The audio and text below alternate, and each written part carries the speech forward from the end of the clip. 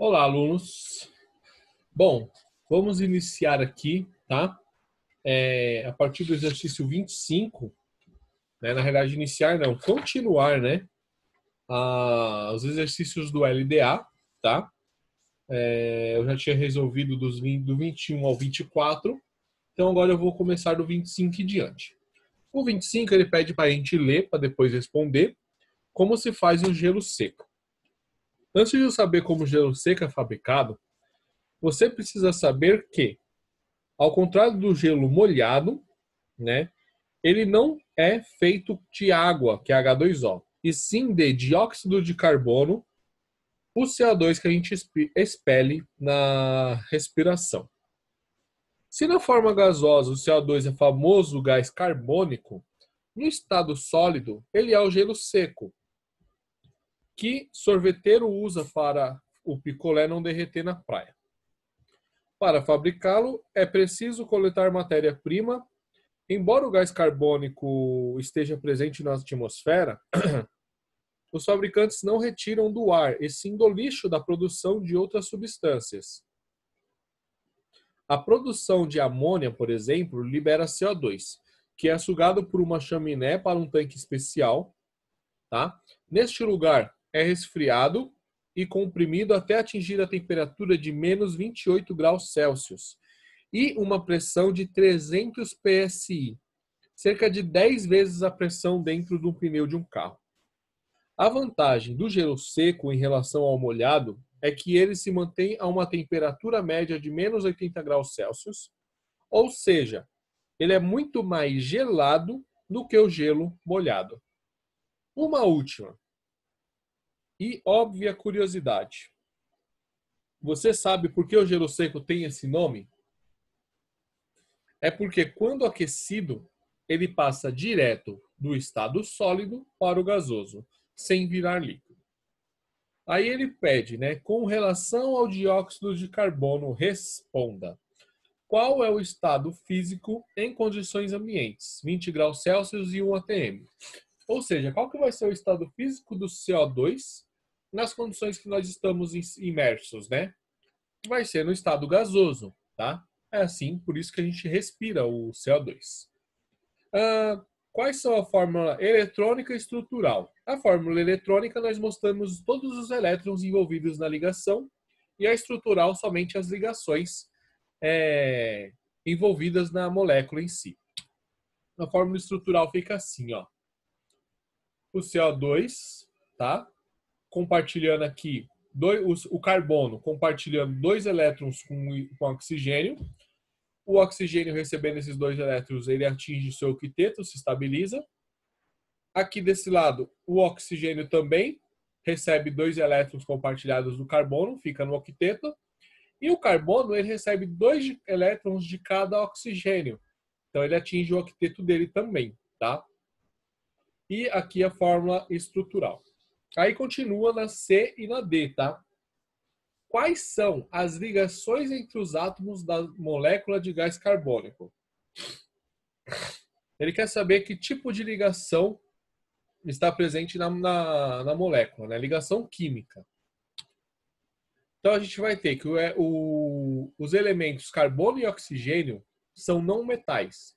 Então eles tendem a adquirir estabilidade pelo compartilhamento de elétrons, tá? Ou seja, ligação covalente. As ligações existentes entre eles são covalentes e polares. Por que polar? Porque há uma diferença de eletronegatividade entre o oxigênio e o carbono, tá? O oxigênio é um dos elementos mais eletronegativos. O carbono ele é um pouco eletronegativo, mas não tanto. Por isso que a ligação dela é polar. Ela é polarizada na direção do oxigênio. Agora ela quer saber, a molécula de gás carbônico é polar ou apolar? Então a gente tem uma estrutura linear, tá? Os 2 oxigênios são eletronegativos, então eles puxam a nuvem eletrônica na direção deles. E o carbono, por sua vez, não tem muita força para manter isso. Mas como ele é uma cadeia linear, então a gente pode dizer que na molécula de dióxido de carbono, a tendência dos elétrons da ligação é se concentrar mais próximo dos 2 oxigênios, tá? Então, nesse caso, que nesse caso é o elemento mais eletronegativo.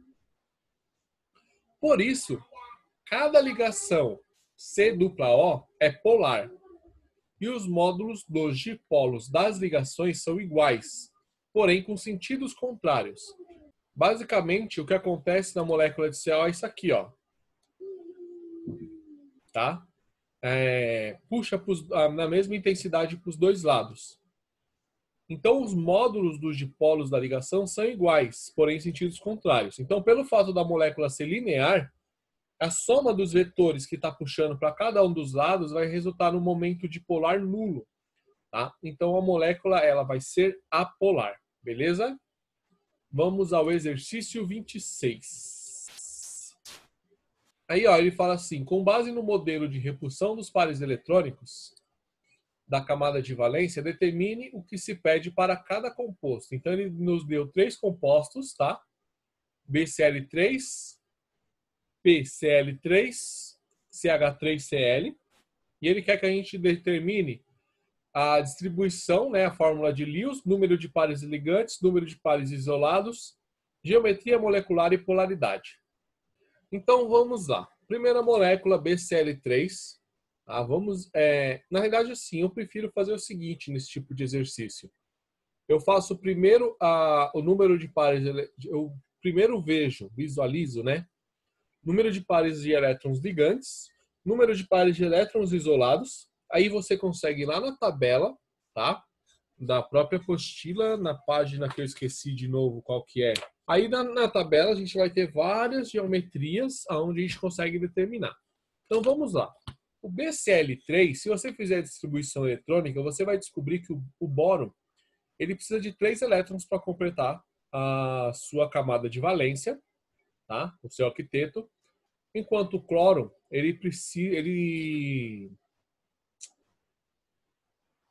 o cloro ele precisa de mais um elétron só para completar a sua camada de valência. Então, o boro, que possui na sua camada mais externa aí, 3 elétrons, tá? Ele vai pegar esses 3 elétrons e vai fazer ligação covalente, ou seja, compartilhar cada elétron com um átomo de cloro, tá? Então a gente vai ter um número de elétrons ligantes igual a 3, tá?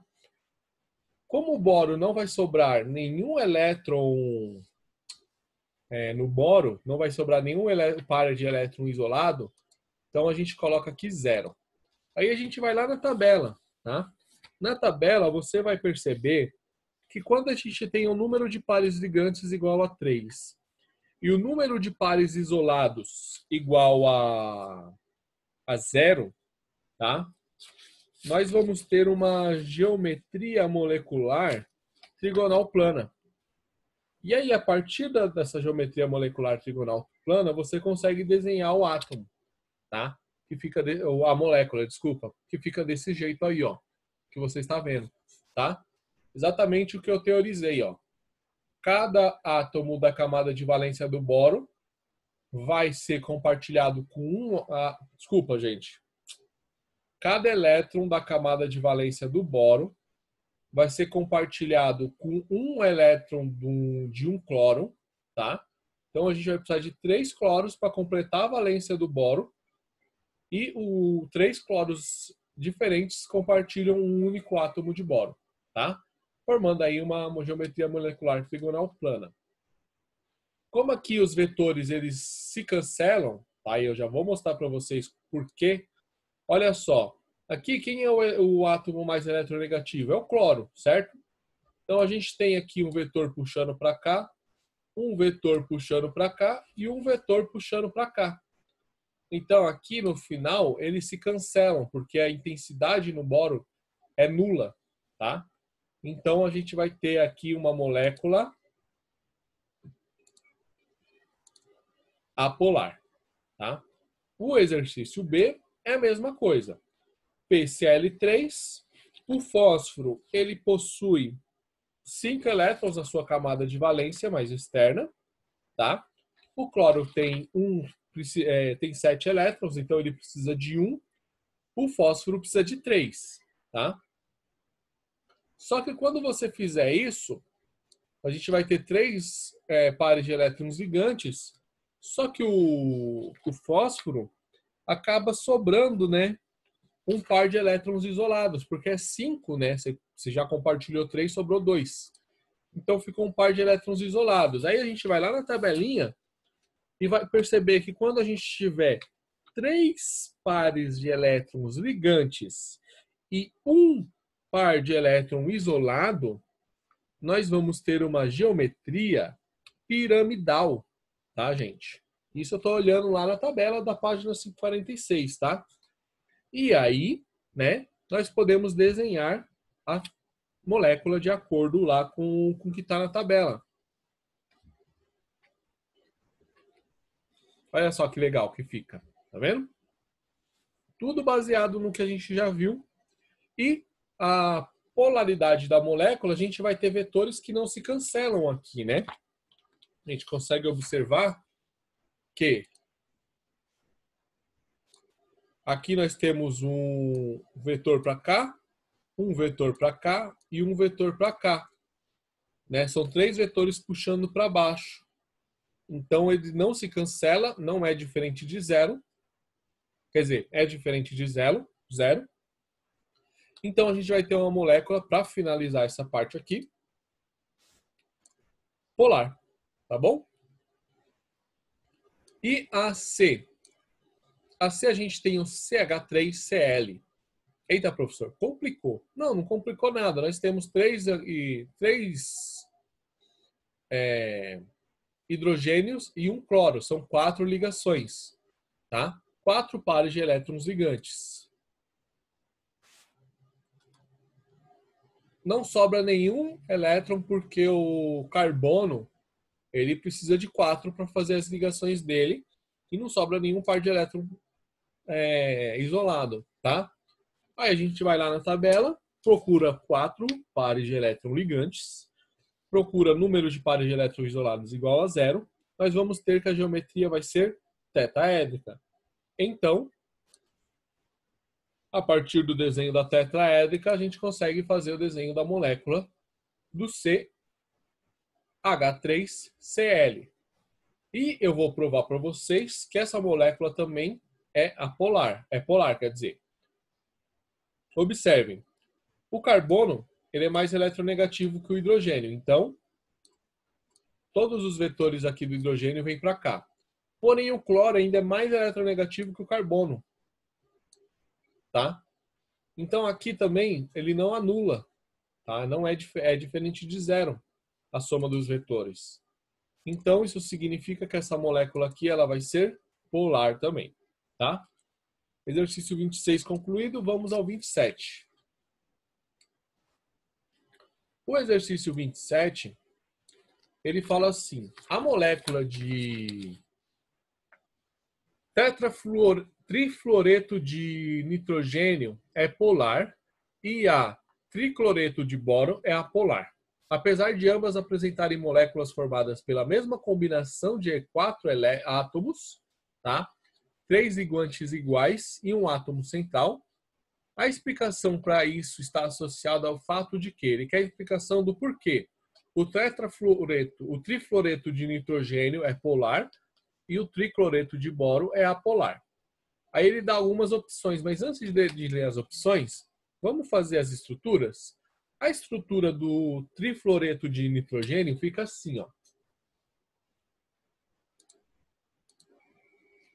Tá?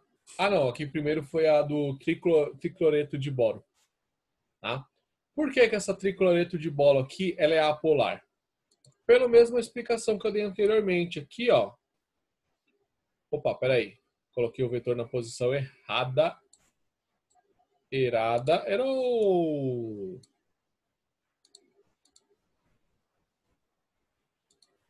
Olha só. Aqui, ó. O cloro é mais eletronegativo que o boro, então aqui está puxando, aqui está puxando e aqui está puxando. Como os vetores estão puxando praticamente em um sentido oposto, a soma desses vetores aqui será igual a 0, tá? Porém, trifluoreto de nitrogênio, os vetores eles não se cancelam por causa do que o nitrogênio ele vai ter um par de elétrons aqui, ó, isolado, tá? Como ele tem um par de elétrons isolado, ele fica com uma geometria piramidal, né? E essa geometria piramidal faz com que os vetores da eletronegatividade do flúor não se cancelem. Por isso que o flúor ela é apolar, tá? Ela é polar o flúor, o tetrafluoreto de nitrogênio é polar e o tricloreto de boro é apolar.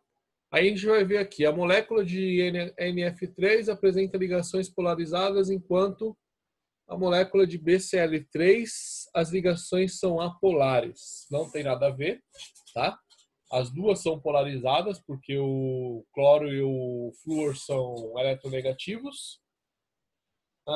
Deixa eu ver aqui mais. A diferença de eletronegatividade entre os átomos que formam a molécula de NF3 é maior do que existe entre átomos que formam a molécula de BCl3. Não, porque os dois elementos aqui, ó, o flúor e o cloro, são quase iguais em termos de eletronegatividade. Ambas têm a mesma geometria molecular, mas na fórmula de NF3 existe um par isolado de elétrons. Essa daqui é interessante, tá? Mas também não é a explicação que a gente ainda quer, mas vamos guardá-la aqui na cabeça. A D. A molécula de NF3 apresenta simetria molecular, enquanto na molécula de BCl3 é assimétrica. Não. A molécula de NF3 é menos simétrica do que a do BCl3.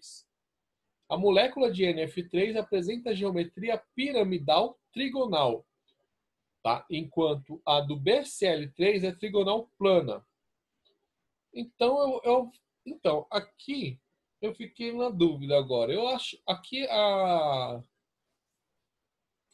Ah, tá. O que está errado aqui na C é que ele fala que ambas têm a mesma geometria molecular.